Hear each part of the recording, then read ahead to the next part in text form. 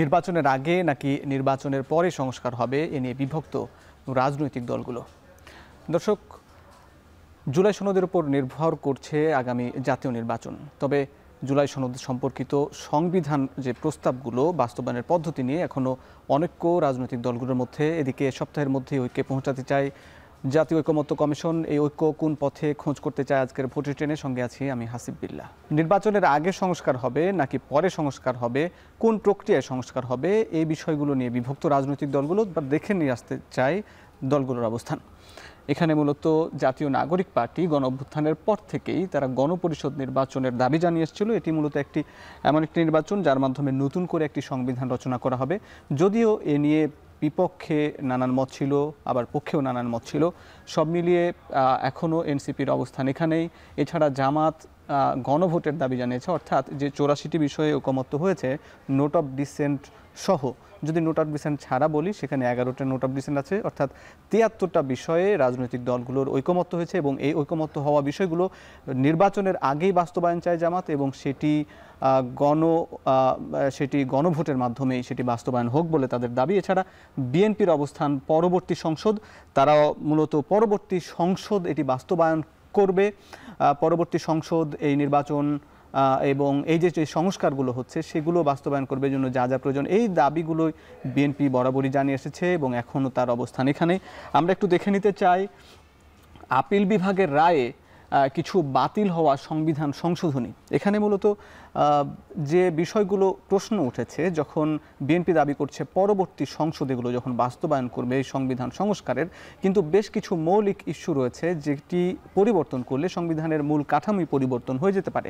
আর এর আগে এই সংবিধানের মূল কাঠামো বা চরিত্র পরিবর্তন হয়েছে এই কারণ দেখিয়ে আপিল বিভাগ বেশ কিছু সংশোধনী বাতিল করেছিল। তার মধ্যে উল্লেখযোগ্য ছিল পঞ্চম সংশোধনী, যেটি 1979 সালে প্রণয়ন হয়।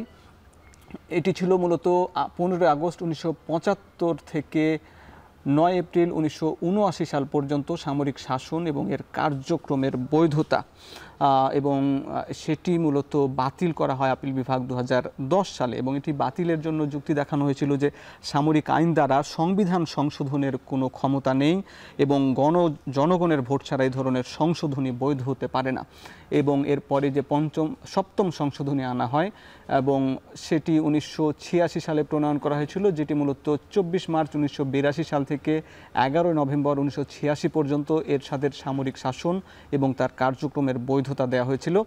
যদিও ঠিক একই কারণ দেখিয়ে 2005-এই এই সপ্তম সংশোধনী বাতিল করে দেওয়া হয় এবং সেখানেও আপিল বিভাগ বলেছে যে এই এরশাদের সামরিক শাসনও ছিল অসাংবিধানিক এবং বিচার বিভাগ বলেছে যে সশস্ত্র বাহিনীর ক্ষমতা দখল মানেই রাষ্ট্রদ্রোহিতা, এই অভ্যুত্থান জোর করে ক্ষমতা নেওয়ার বৈধতা দেওয়ার কারো অধিকার নেই। এবং একই সঙ্গে 13তম ত্রয়োদশ সংশোধনী, যেটি 1996 সালে পাশ হয়, যেটি মূলত জনদাবি ছিল নিরপেক্ষ তত্ত্বাবধায়ক সরকার ব্যবস্থা প্রবর্তন, যেটি মূলত এরশাদের পতনের পর রাজনৈতিক দলগুলোর দাবির প্রেক্ষিতেই সেটি 1996 সালে গিয়ে সেটি বাস্তবায়ন করেছিল তৎকালীন বিএনপি সরকার এবং সেটি কিন্তু বাতিল করে দেওয়া হয় 2011 সালে। এবং সেটি বাতিল করার জন্য তখন কারণ দেখানো হয়েছে যে তত্ত্বাবধায়ক সরকার ব্যবস্থা সংসদীয় গণতন্ত্রের মূলনীতির সঙ্গে সাংঘর্ষিক এবং নির্বাচিত সরকারের পরিবর্তে অনির্বাচিত ব্যক্তিদের হাতে রাষ্ট্র ক্ষমতা দেওয়া সংবিধানের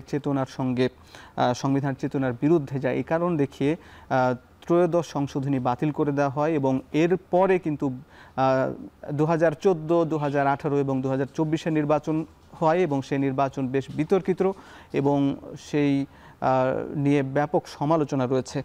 আবার একই সঙ্গে এই তত্ত্বাবধায়ক সরকার আবার ফিরিয়ে আনার প্রক্রিয়াও চলছে, যদিও আমরা এই নিয়ে আরও আলাপ করব। এরপর দেখি 16তম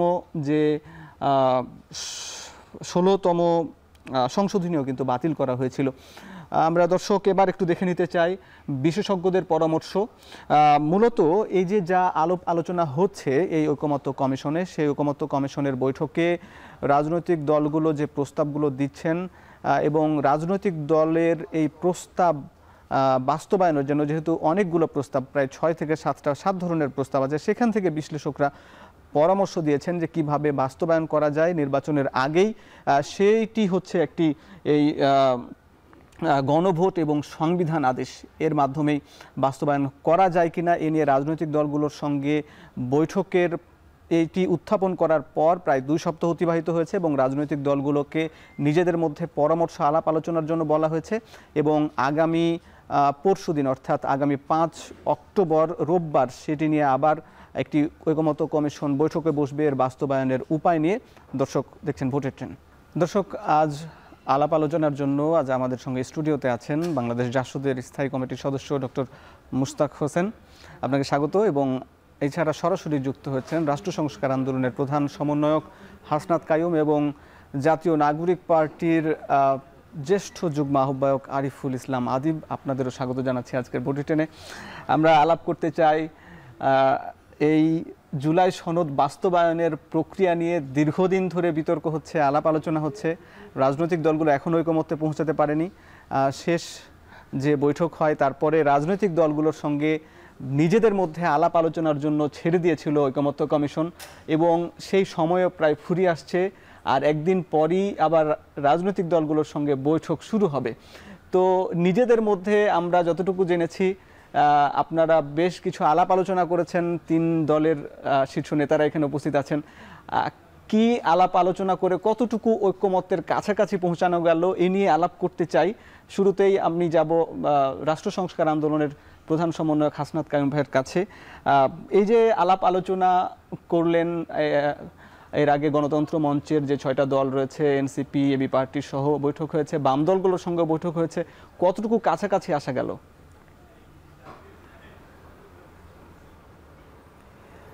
ধন্যবাদ আপনাদেরকে এবং যারা সহ আলোচক আছেন তাদেরকে আমি শুভেচ্ছা এবং ধন্যবাদ জানাই। প্রথমত গণতন্ত্র মঞ্চে নিজেদের মধ্যেই ধরে না আসলে এক ধরনের মত পার্থক্য ছিল। তো আমরা নিজেদের এই যে 6টি দল গণতন্ত্র মঞ্চ, তারা প্রাথমিকভাবে আমরা একটা জায়গায় এসেছিলাম যে আসলে এইবারের যে জুলাই সনদ এটার অন্তত একটা আইনি স্বীকৃতি লাগবে। এইটার এক ধরনের মানে এইরকমভাবে এটার পরিবর্তনটা বা সংস্কারটা করতে হবে যাতে আসলে এটা টেকসই হয় এবং যাতে আসলে সমস্ত রাজনৈতিক দলগুলি এটাকে 14 পর্যন্ত আসলে সম্ভব নিজেদের মধ্যে বিষয়গুলি নিয়ে যদ্দূর বিরোধ আছে সেইগুলিও আসলে যতটা সম্ভব কমায় আনা যায়। তো মঞ্চের এই জায়গা যখন মঞ্চ ঠিক হয়েছে, মঞ্চের দিক থেকে আমরা আসলে মঞ্চ এবং আদিবদের যে সংগঠন, মঞ্চের আমরা কয়েকজন এবং এনসিপি আমরা মিলে আসলে যখন আলোচনাটা শেষ হয়ে যাচ্ছিল তখন আসলে আমরা সিদ্ধান্ত নিই যে আমাদের রাজনৈতিক দলগুলির সাথে আলাপ আলোচনা করে এই বিষয়টাকে কোনো না কোনোভাবে আসলে আমাদের ব্যর্থ হতে দেওয়া যাবে না, আমাদের এটাকে এগিয়ে নিয়ে যেতে হবে এবং একটা ঐকমত্য বা সমঝোতায় পৌঁছে আসলে আমাদের সংস্কার যতদূর সম্ভব সেটাকে কার্যকর করতে হবে। এবং সেই জন্য আপনারা জানেন যে যদি যে সময়ে আসলে ঐকমত্য কমিশনের মেয়াদ শেষ হয়ে যাচ্ছিল তখন আমরা যৌথভাবে অনেকগুলো রাজনৈতিক দল মিলে এইখানে আসলে আমরা আবার সরকারের কাছে আমরা অনুরোধ করি যে আসলে এই মেয়াদটা আরেকটু বাড়ানো হোক এবং আমরা যারা রাজনীতি করি 1 ইয়ারের বাইরে আমাদের নিজেদের মধ্যে আমরা একটু আলাপ আলোচনা করে দেখি যে আসলে ঐকমত্যের জায়গাটা আরও বাড়ানো যায় কিনা। এবং সেদিক থেকে মঞ্চ প্রথমত একমত হয়ে তারপরে আমরা আজকে যে এনসিপির আদিব আছে, আদিবরা ছিলেন, এবি পার্টি ছিলেন এবং গণ অধিকার পরিষদ, এই 3টা সংগঠনের সাথে আমরা প্রথমে বসি এবং আমরা আসলে পদ্ধতিগত প্রশ্নে মানে 2টা বিষয়ে আমরা একভাবে বুঝতে পারি যে আমাদের মধ্যে এক ধরনের একটা আন্তরিক তাগিদ আছে যে আমরা চাই অন্তত সংস্কারের যে বিষয়গুলি আমাদের মধ্যে ঐকমত্য তৈরি হয়েছে এইগুলি যেন আসলে বাস্তবায়ন করা যায় এবং এটা যেন টেকসই হয়। আমরা এটাতে একমত হই যে আসলে এর জন্য একটা আইনগত বৈধতা লাগবে এবং আমরা এটা এরকমভাবে করতে চাই যে এটা টেকসই হবে এবং এটা যথাসম্ভব সংসদের হাতে ছেড়ে দেওয়ার আগেই এটার কোনো একভাবে আসলে বাস্তবায়নের পদ্ধতি আমাদের বের করতে হবে।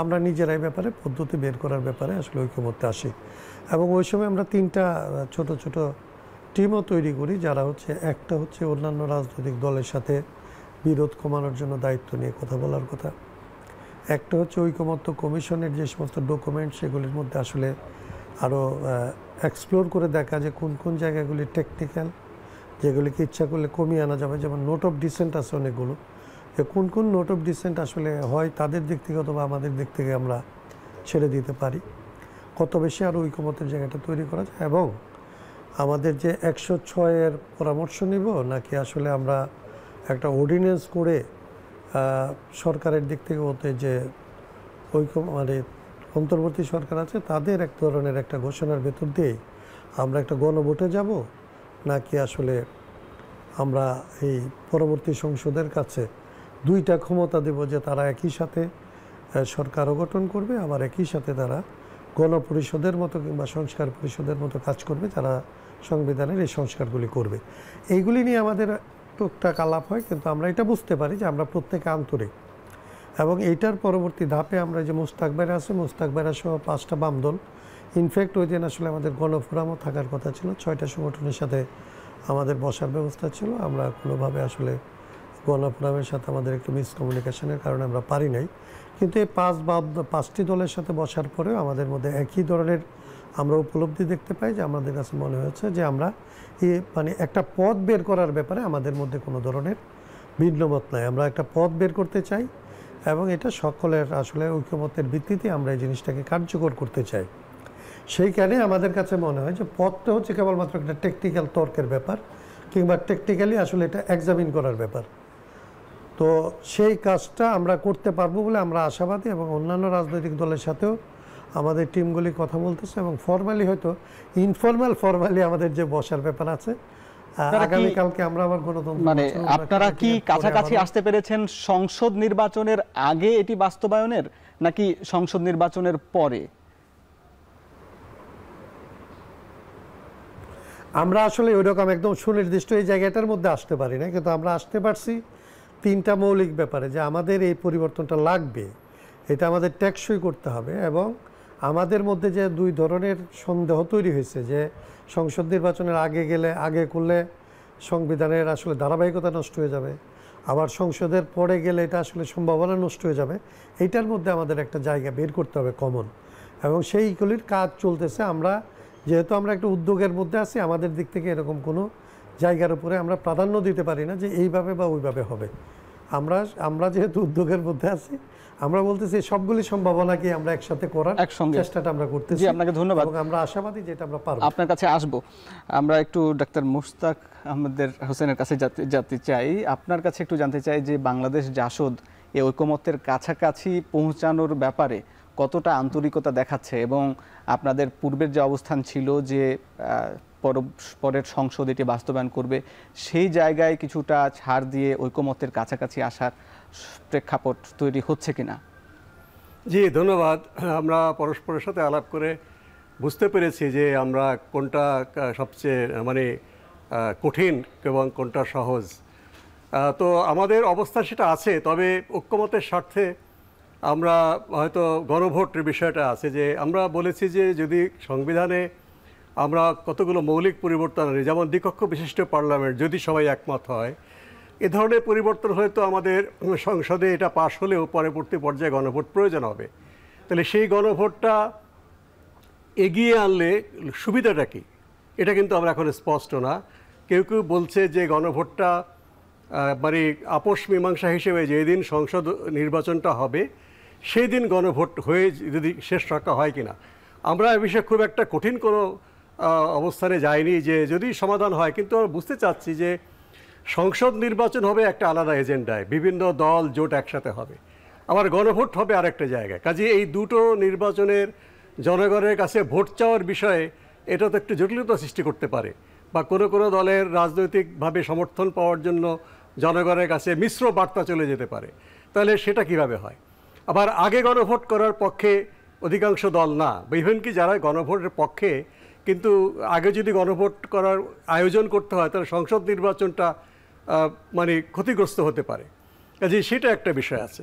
তবে এক বিষয়ে আমাদের মতামত আমরা পরিষ্কার বলেছি এবং অন্যদেরকে বোঝাবার চেষ্টা করেছি যে বিশেষ কোনো সাংবিধানিক আদেশ সেটা আমাদের কাছে গ্রহণযোগ্য না। যারা এটার পক্ষে বলেন তারা কোনো কোনো সময় মার্শাল ল জারি করার মতো করে তারা ব্যবহার করতে চান, সেটা একেবারেই সংবিধান বিরোধী, জনগণের ইচ্ছার বিরুদ্ধে। এভাবে যে পঞ্চম সংশোধনী, সপ্তম সংশোধনী হয়েছে, এগুলো কিন্তু পরবর্তী পর্যায়ে বাতিল হয়ে গিয়েছে উচ্চতর আদালতে এবং সংবিধানে, সেটা বাতিল হয়ে গিয়েছে। কাজেই সামরিক শাসনের উদাহরণ দিয়ে এখানে বিশেষ আদেশ করার প্রয়োজন নেই। যদি জুলাই গণঅভ্যুত্থানের আগে কোনো একটা বিশেষ বিষয় নিয়ে আমরা ম্যান্ডেট চাইতাম, গণঅভ্যুত্থানের ম্যান্ডেট তো হচ্ছে ফ্যাসিবাদের বিদায় এবং ফ্যাসিবাদী ব্যবস্থা যেন ফেরত না আসে, আর বৈষম্যটা আমরা কমিয়ে আনতে চাই। কাজে এখানে সবচেয়ে বিষয় ছিল যে গণঅভ্যুত্থানের যে আইনগত বৈধতা, গণঅভ্যুত্থান পরবর্তীতে যে অন্তর্বর্তীকালীন সরকার গঠিত হয়েছে সেটার সাংবিধানিক স্বীকৃতি অবশ্যই দরকার। সেটা করবার জন্য তো মানে সুপ্রিম কোর্টের মতামত নিয়ে করা হয়েছে এবং আগামী সংসদে অবশ্যই প্রথম কাজটা হবে অন্তর্বর্তীকালীন সরকারের আইনগত বৈধতা দেওয়া। সেটার বিষয়ে কারো কোনো দ্বিমত নেই। এছাড়া অন্য কোনো বিষয় যদি আমরা বিশেষ সাংবিধানিক আদেশের মাধ্যমে কায়েম করতে চাই সেটা কিন্তু এটা মানে টিকবে না। যেমন মার্শাল ল করে আমাদের রাষ্ট্রীয় যে মূল সংবিধান, সেই মূল সংবিধান ধর্মনিরপেক্ষতা কেটে আল্লাহর উপর অবিচল আস্থা আনা হয়েছিল, এগুলো কিন্তু টিকেনি পরবর্তী পর্যায়ে। এগুলো জনগণের ম্যান্ডেট নিয়েই করতে হবে। আর মুক্তিযুদ্ধের সময় 26শে মার্চ থেকে 16 ডিসেম্বরের মধ্যে করতে হচ্ছে, তো আমাদের সংবিধান ছিল না। স্বাধীন বাংলাদেশে সংবিধান হওয়ার আগ পর্যন্ত কতগুলো বিষয় সাংবিধানিক আদেশ দিয়ে করা হয়েছে, তার সাথে আমরা এই এখনকার পরিস্থিতির তুলনা করতে পারি না। আরেকটা হচ্ছে যে সাংবিধানিক সভা, গণপরিষদ হতে পারে নতুন সংবিধান রচনা করার জন্য। আমরা এটা একেবারেই পক্ষে নই। যেই সংবিধানটা রয়েছে তার সংস্কার করেই আমরা যুগোপযোগী করব। কারণ এই সংবিধানের সাথে আমাদের মুক্তিযুদ্ধ এবং মুক্তিযুদ্ধের আগে 23 বছরের সংগ্রাম, সেই সংগ্রামের ধারাবাহিকতায় এই 72 সংবিধানটা এসছে।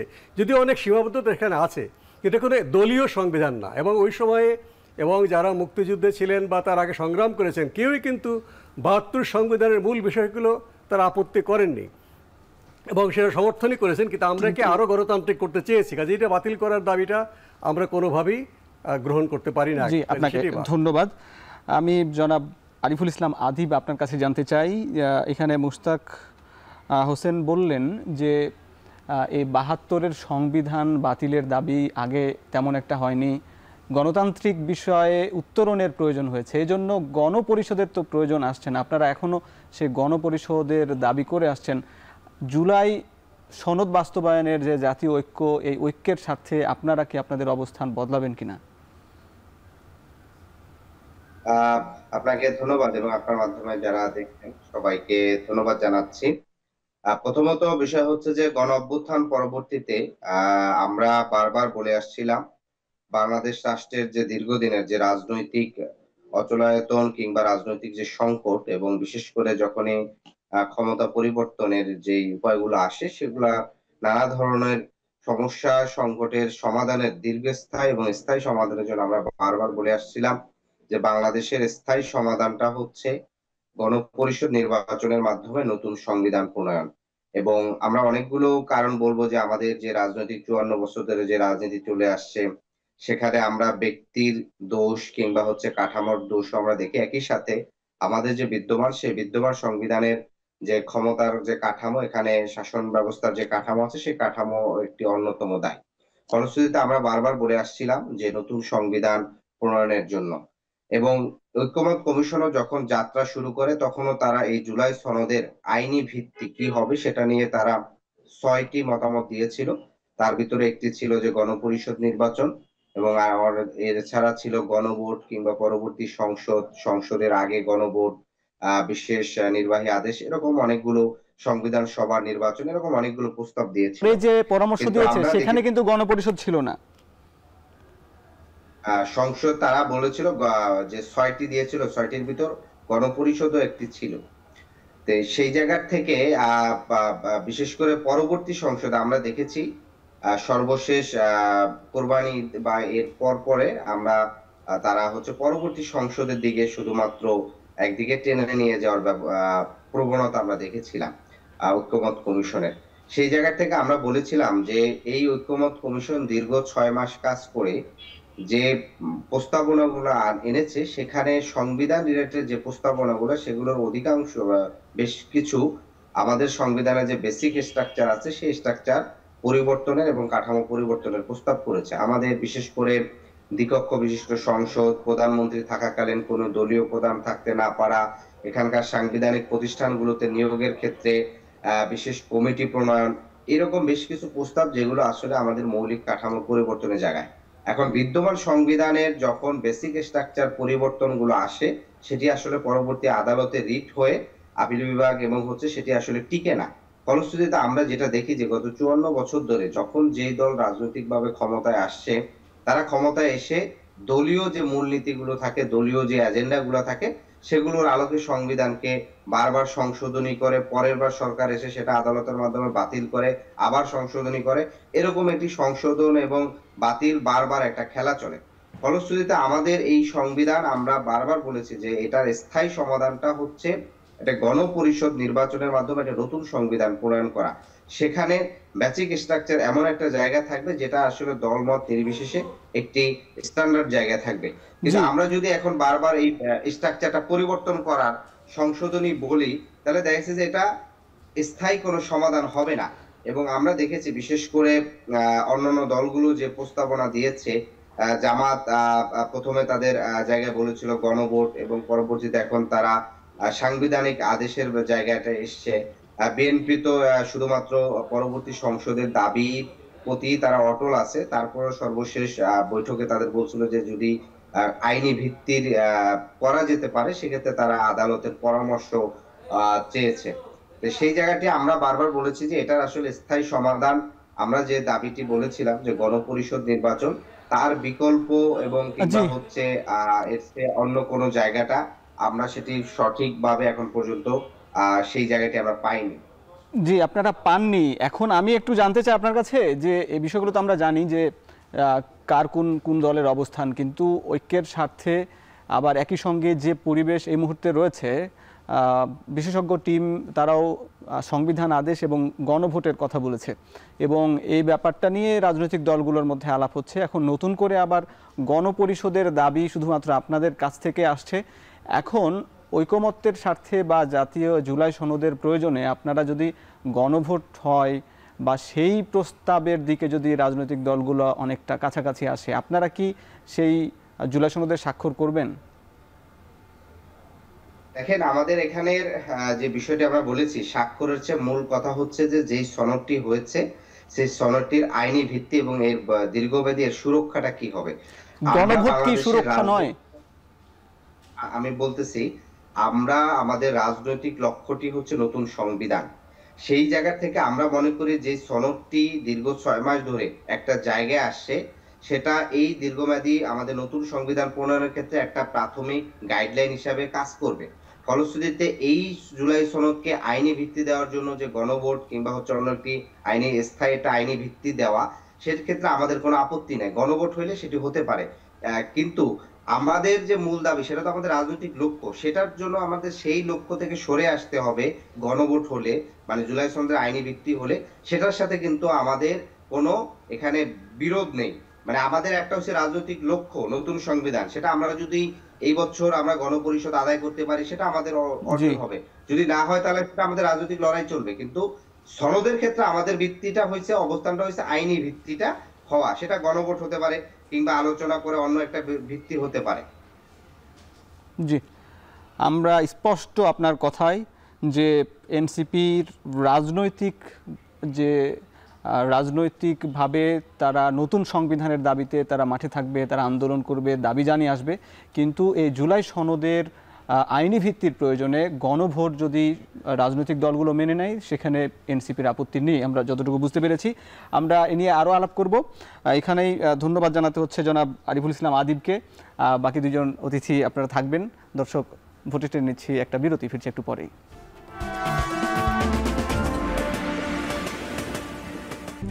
RICL TMX, যুগের পর যুগ স্থাপনা থাকে মজবুত। VRM প্রযুক্তির RICL TMX। বিরতির পর স্বাগত। দর্শক, দেখছেন ভোটের ট্রেন। দর্শক, আজ ভোটের ট্রেনে আলোচনায় যুক্ত আছেন বাংলাদেশ জাসদের স্থায়ী কমিটির সদস্য ডক্টর মোস্তাক হোসেন, এবং সরাসরি যুক্ত আছেন রাষ্ট্র সংস্কার আন্দোলনের প্রধান সমন্বয়ক হাসনাত কাইয়ুম।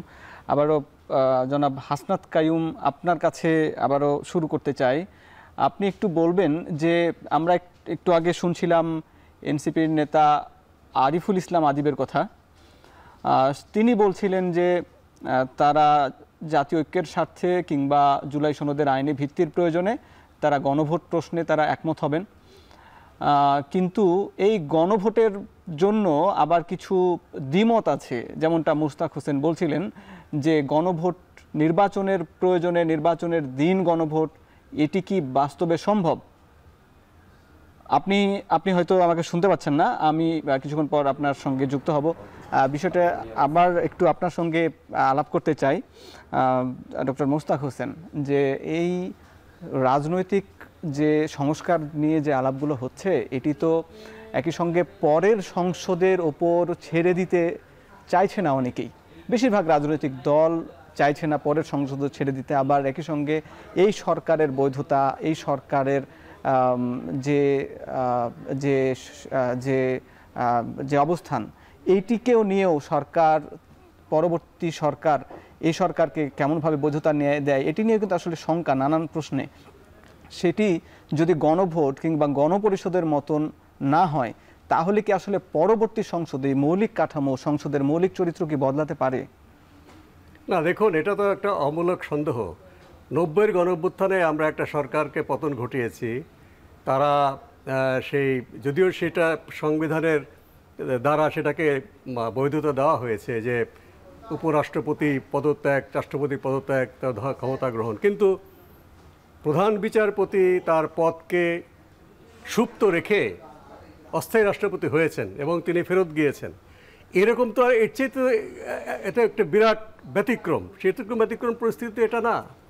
কাজেই কোনো রকম সন্দেহই থাকতে পারে না, যখন এই সরকারটা সাংবিধানিকভাবে শপথ গ্রহণ করেছে সুপ্রিম কোর্টের রেফারেন্স দিয়ে, এটা তো আগামী সংসদে তো অবশ্যই এটার বৈধতা, মানে এটা অবশ্যই, মানে এটা না দেওয়ার কোনো কারণ, তাহলে আরেকটা বিপ্লব করতে হবে।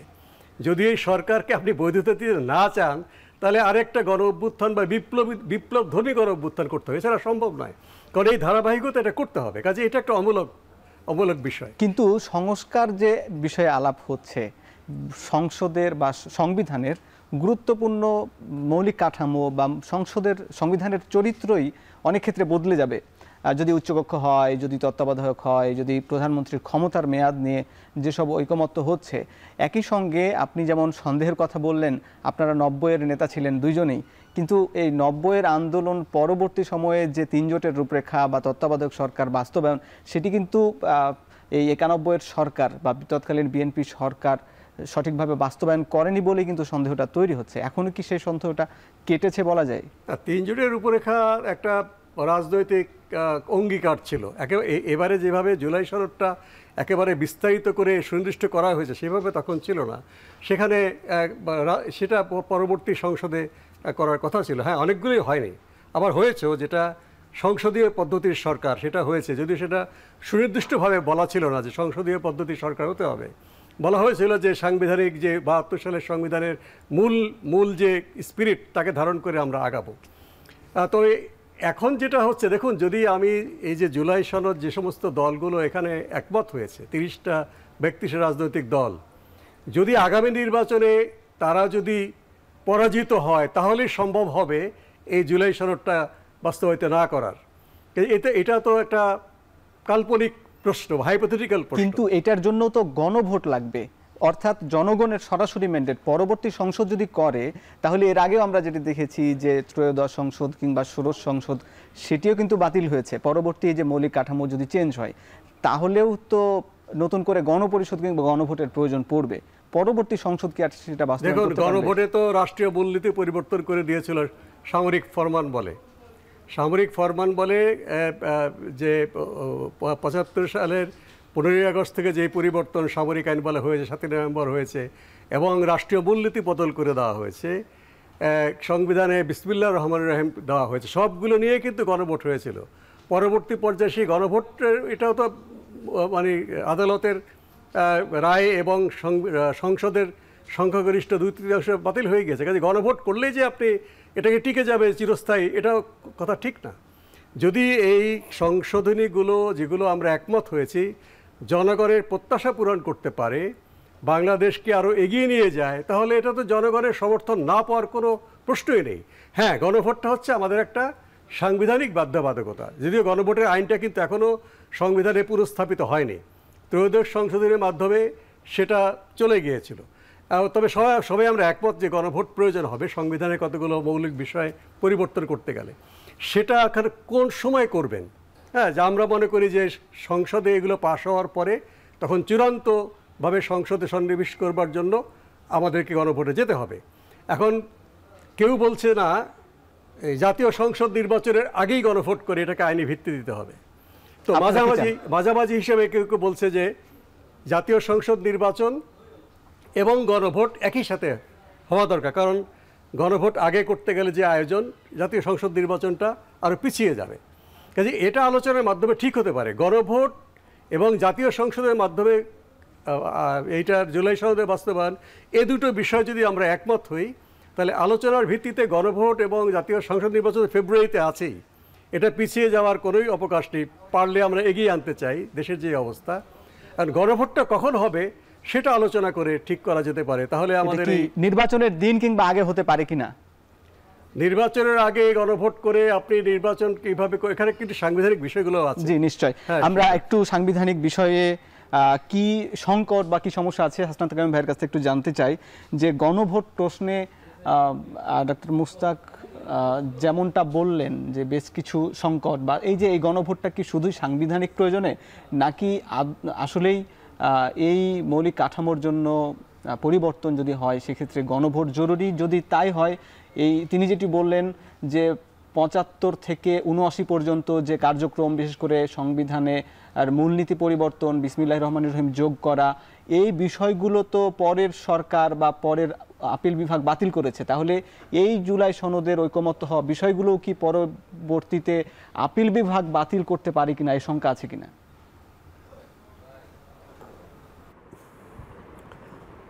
আপনাকে ধন্যবাদ। আবারও বলি যে ধরেন গণভোটের প্রশ্নটা ২-৩টা অ্যাঙ্গেল থেকে বিভিন্ন জন দেখছেন, এটা এখনো স্পষ্ট না। যেমন একটা অংশ থেকে মনে করা হয় যে এই গণভোটে যাবে হচ্ছে যে এইবারের যে সনদ, এই সনদটার এক ধরনের একটা স্বীকৃতি হিসাবে, যে এই যে সবাই মিলে আমরা এই ঐকমত্য তৈরি করলাম, কিংবা এটার মধ্যে যে নোট অফ ডিসেন্ট আছে কিংবা আসলে যা আছে অ্যাজ এ হোল, এই সনদটা আসলে সবাই আমরা এটাকে বৈধ মনে করতেছি কিনা, এটাকে আমরা গ্রহণ করতেছি কিনা, এইটা হচ্ছে একটা অংশ মনে করে।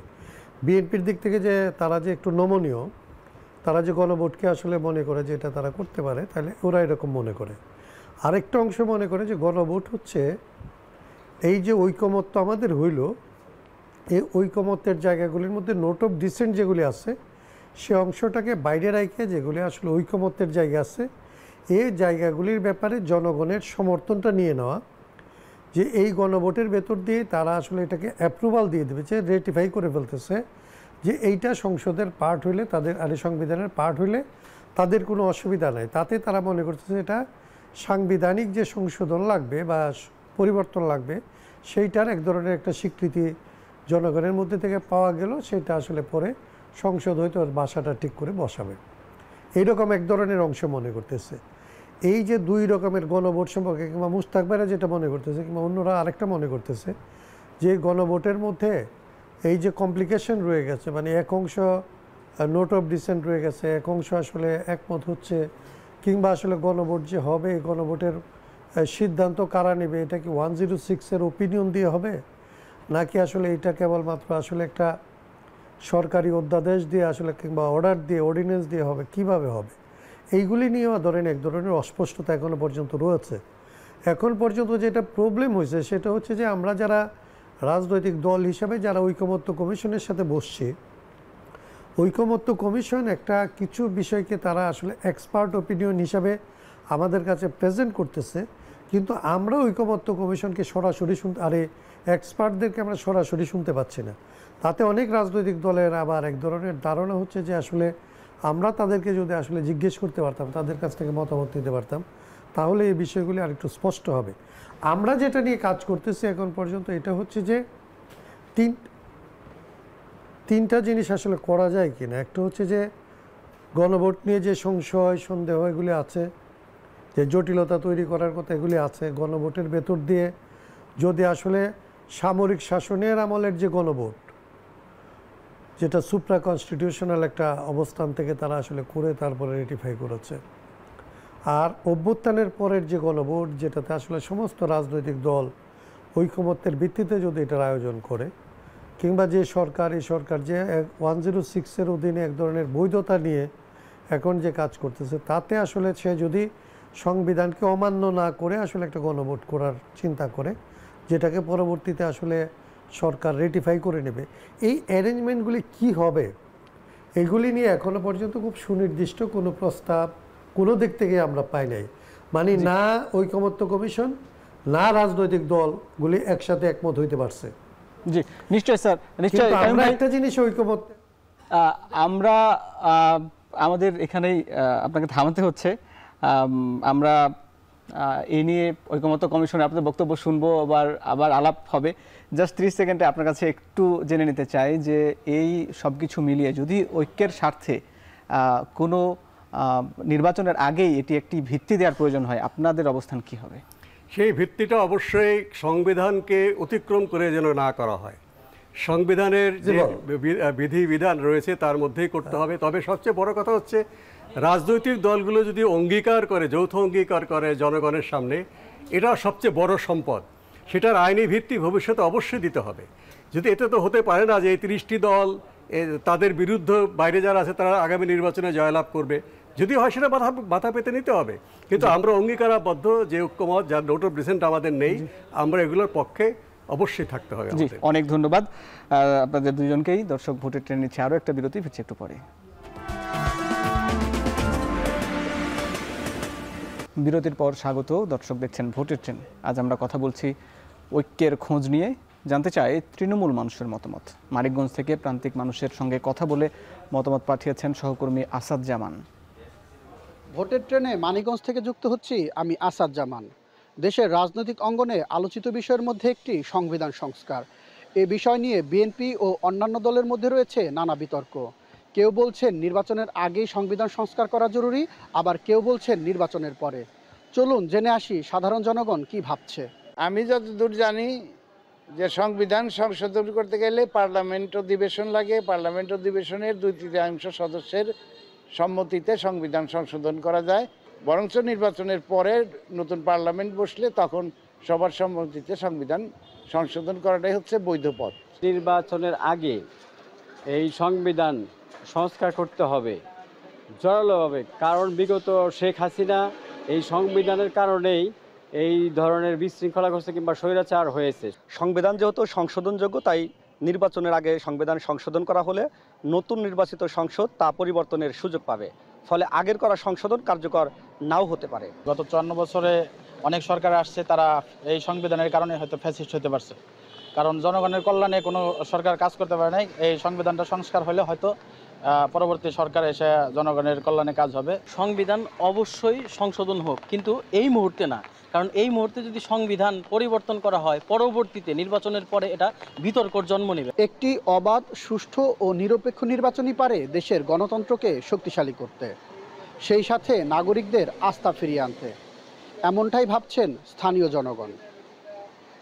আসাদ জামান, এখন মানিকগঞ্জ। আজকে রাজনীতির মাঠে ভোট নিয়ে কি আলোচনা হয়েছে, কোন দল কি বলেছেন শুনে নিতে চাই সে কথাগুলো। চলুন জেনে নিই রাজনীতিবিদদের মন্তব্য। বিচারের মাধ্যমে সাব্যস্ত হবে আওয়ামী লীগ এদেশে রাজনীতি করতে পারবে কিনা, নির্বাচন করতে পারবে কিনা। নির্বাহী আদেশের মধ্য দিয়ে কোনো রাজনৈতিক দলের নিবন্ধন বাতিল হওয়া বা কার্যক্রম বাতিল হওয়া বা রাজনৈতিক দলকে নিষিদ্ধ ঘোষণা করা আমরা আমাদের দলের পক্ষ থেকে নীতিগতভাবে আমরা কখনোই একমত নই। যা কিছুই হবে বিচারিক প্রক্রিয়ার মধ্য দিয়ে, আইনগত প্রক্রিয়ার মধ্য দিয়ে হতে হবে। আইসিটি অ্যাক্ট, যেটা মানবতা বিরোধী অপরাধের যে আদালত, ইন্টারন্যাশনাল ক্রাইম ট্রাইব্যুনালের যে আইন, সেই আইনে পরিবর্তন নিয়ে এসে সেই আইনেই আওয়ামী লীগের বিরুদ্ধে গণহত্যা এবং মানবতা বিরোধী অপরাধের জন্য রাজনৈতিক দল হিসেবে আমরা বিচার দাবি করেছি। আবার বাংলাদেশে তড়িঘড়ি করে ইলেকশন দিয়ে আপনারা পার পাওয়ার চেষ্টা করে যাচ্ছেন। আমরা আজকের এই সমাবেশ থেকে বলবো, জুলাই সনদের আইনি স্বীকৃতি না দিয়ে ফেব্রুয়ারিতে নির্বাচনের দিকে আপনারা হাঁটবেন না। কেউ যদি দিবা স্বপ্নে বিমূঢ় থাকেন যে যেন তেন নির্বাচন করে বাংলাদেশের ক্ষমতায় আসবেন, তাহলে আপনারা স্বপ্ন দেখতে থাকেন। জনগণ আপনাদেরকে যথাসময়ে ব্যালটের মাধ্যমে লাল কার্ড দিয়ে যে পথে হাসিনা গেছে সেই পথে আপনাদেরকে পাঠিয়ে দেবে। বাংলাদেশে সাহস থাকলে নির্বাচন খেলবার মতো ভালো প্লেয়ার হয়ে খেলতে আসেন। জামাত ইসলামী অনেক জানু প্লেয়ার, কিন্তু বাংলাদেশের সবচেয়ে প্রবীণ। 5ই আগস্টের পরে যে পরিবেশ তৈরি হয়েছে, আবার ওরা ক্ষমতায় যাওয়ার জন্য বিভিন্ন মিথ্যা রচনার মাধ্যমে এবং বিভিন্ন ধরনের ষড়যন্ত্রের মাধ্যমে ওরা কিন্তু এই আচরণগুলো আবার শুরু করেছে। আমাদের সতর্ক থাকতে হবে। শেষ করছি ভোটের ট্রেনের আজকের পর্ব। আবারও দেখা হবে নতুন পর্বে নতুন কোনো বিষয়ে। সে পর্যন্ত শুভকামনা।